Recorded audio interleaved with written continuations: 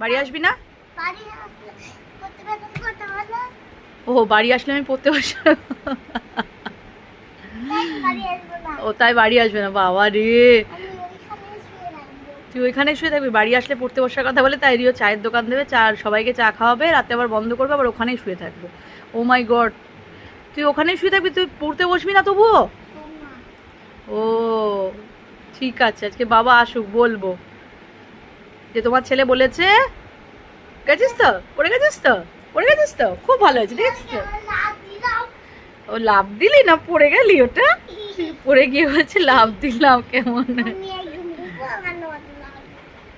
কিসের মতন? সুপারম্যানের মতন? বাবা পড়ে গেছে, পড়ে গিয়ে বলছে কেমন লাভ দিলাম দেখলে?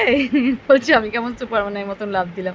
আজকে বাবা আসুক, বাবাকে সব বলতে হবে তো তুই কি বলেছিস যে একটা চায়ের দোকান করবে, আর পড়বে না। তাহলে ঠিক আছে, চায়ের দোকানটা বাবাকে দেখি ব্যবস্থা করতে। আর চা সবাইকে চা করে খাওয়াতে পারবি তো তুই ঠিক করে? যদি না পারিস এখন তুই আয়, তোর লাঠিটা দিয়ে তোর পিঠটা ফাটাই, তারপরে তোর চায়ের দোকান আমি করে দিচ্ছি। দাঁড়া। লাঠি নেই। লাঠি নেই? দেখবি লাঠি আমি বের করবো। লাঠিটাকে ফেলে দিয়েছিলিস বল?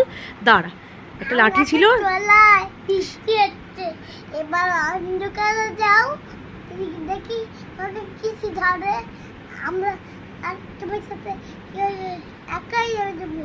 ও আমার সাথে কেউ যাবে না, একাই যাবে। একটা লাঠি ছিল ঘরে, ওর বুকে মারার জন্য এনেছিলাম, ওইটাকেও ফেলে দিয়ে এসছে ওইখানে আম গাছটার নিচে। এখন বলছে বৃষ্টি হচ্ছে, যাও তুমি একাই যাবে, তোমার সঙ্গে কেউ যাবে না। দেখবি এবার যাও, দেখবি তোমাকে দেখবে কিছু ধরবে। আমাকে কিছু ধরবে? তার আগে তোকে ধরে তো